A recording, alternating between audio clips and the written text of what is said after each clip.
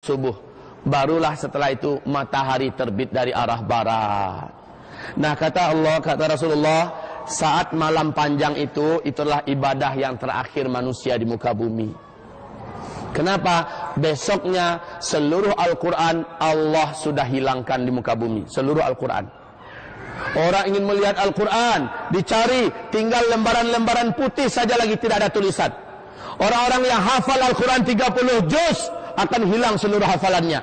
Orang yang hafal Al-Fatihah dan Qul Huwallahu Ahad sekalipun akan hilang seluruh hafalannya dari kerongkongannya. Tidak ada lagi ibadah. Tidak ada lagi amalan kecuali di hati mereka iman Allah, Allah, Allah.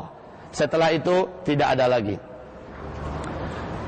Kaum muslimin, Rasul mengatakan matahari itu terbitnya hanya setengah hari saja, lalu tenggelam balik di tempat dia terbit tadi, yaitu sebelah barat, dan besoknya dia terbit sebelah timur seperti biasa. Tapi Allah munculkan tanda kiamat yang nomor 6. Tanda besar kiamat nomor 6, yaitu seperti dalam surat Al-Anbiya, keluarnya binatang raksasa dari dalam perut bumi sebanyak 3 kali kemunculan di tempat-tempat yang berbeda-beda.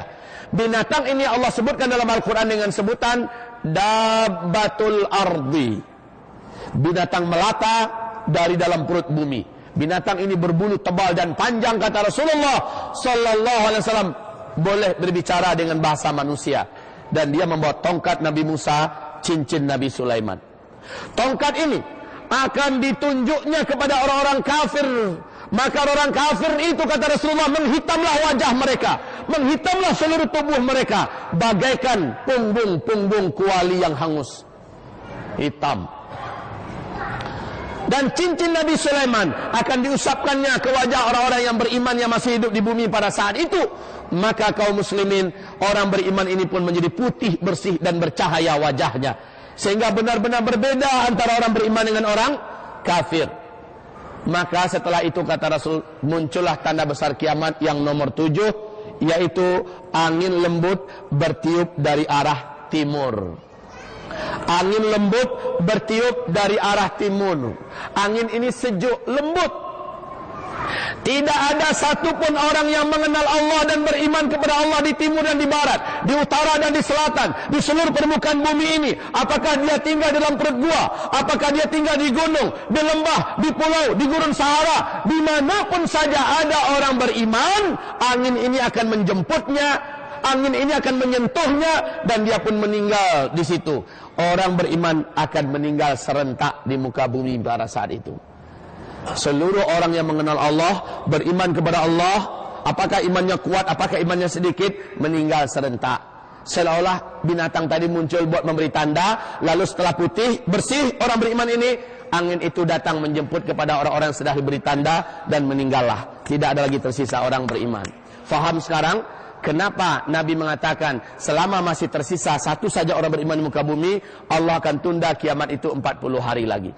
Ini pertanda seluruh orang beriman akan Allah wafatkan secara serentak, sebagai tanda besar kiamat yang nomor 7. Artinya tanda besar kiamat nomor 8 tidak ada lagi orang beriman akan menyaksikan, yaitu penenggelaman bumi di sebelah timur. Tanda kiamat yang nomor 10, nomor 9, penenggelaman bumi di sebelah barat. Dan tanda kiamat yang ke-10 adalah munculnya api raksasa yang menggiring manusia ke wilayah Syam. Dan situlah nanti kiamat raksasa, kehancuran alam semesta terjadi. Kaum muslimin yang kami muliakan, 7 tanda besar kiamat akan disaksikan oleh orang Islam umat Nabi Muhammad. Kapan itu Pak Kiai? Mungkin 1000 tahun lagi kah? Atau mungkin 100.000 tahun lagi? Ada yang berani mengatakan demikian? Yuk kita dengarkan sebentar. Hadis-hadis Nabi Muhammad Sallallahu Alaihi Wasallam yang menyebutkan tentang umur umat Islam, tentang umur umat Islam ketika aku diutus oleh Allah sebagai Nabi dan Rasul, sampai wafatnya orang Islam di muka bumi ini secara serentak, Allah memberikan rentang waktu yang disediakan oleh Allah untuk umat Islam lebih dari 1400 tahun, kata Rasulullah, tapi tidak sampai 1500 tahun hitungan Hijriyah. Saya ulangi, dalam hadis-hadis yang sangat banyak, mulai dari Nabi diutus sebagai Nabi dan Rasul sampai wafatnya seluruh orang Islam serentak di muka bumi ini, ada umur umat Islam yang telah Allah bataskan, yaitu lebih 1400 tahun. Hitungan Hijriyah tidak sampai 1500 tahun. Allahumma sholli ala Muhammad. Masya Allah, kita sudah 1400 tahun berapa sekarang? Hitungan Hijriyah. Tahun Hijriyah kita sudah berapa sekarang kaum muslimin? 1435. 1435 Hijriyah. Rasul mengatakan umur umat Islam lebih 1400 tahun dan tidak sampai 1500 tahun. Kita sudah 1435 sekarang ini. Ada hadis-hadis yang lain yang penuh dengan hitungan-hitungan matematika. Syekh Ibnu Hajar Al-Asqalani yang terkenal dengan kitab fenomenal beliau, Syarah Sahih Imam Al-Bukhari, yaitu judul kitabnya Fathul Bari.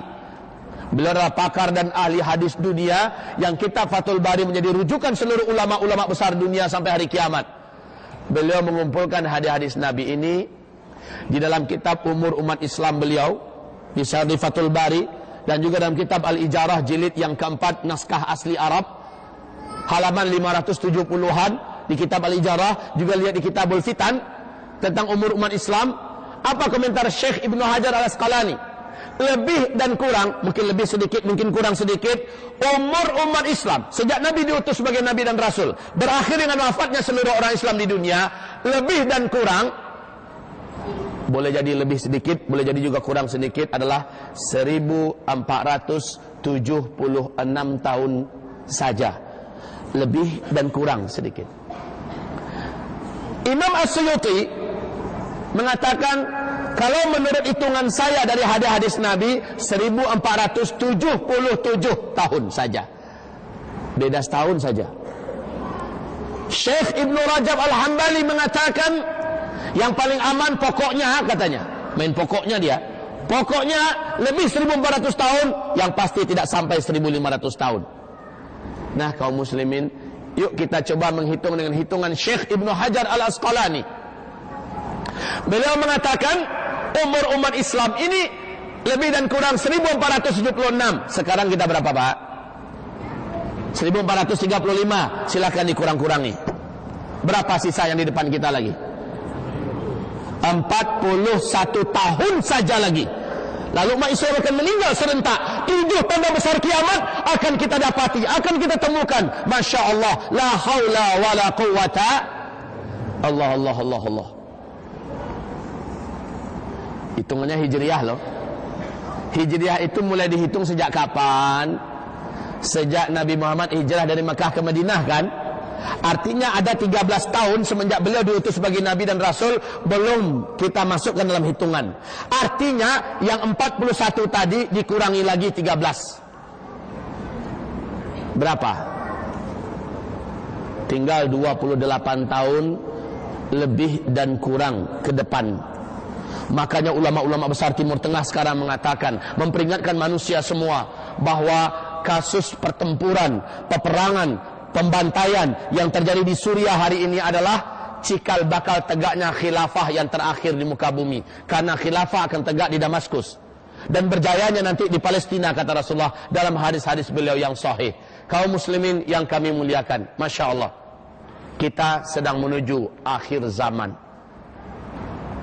Pak Kiai, Ustadz, kami berat menerima dan mungkin kami tidak percaya. Ya terserah. Faman syaa falyu'min wa man syaa falyakfur. Yang mau percaya, imanilah ini. Yang tidak mau percaya, kufurilah. Tidak ada masalah. La ikraha fid din. Seorang hamba Allah Zulkifli Muhammad Ali, entah apa alasan dan bagaimana caranya, Allah takdirkan pada malam tanggal 31 Februari di Bintulu, Allah datangkan ke masjid Darul Hidayah, berbicara di hadapan hamba-hambanya, menceritakan dengan secara jelas dan terang hadis-hadis Rasulullah, ayat-ayat Allah, tanda-tanda alam tentang dekatnya kiamat. Ternyata ada yang tidak percaya, terserah. Tidak ada yang memaksa. Tapi yang percaya, maka ada tawaran berikutnya yang ditawarkan oleh Rasul.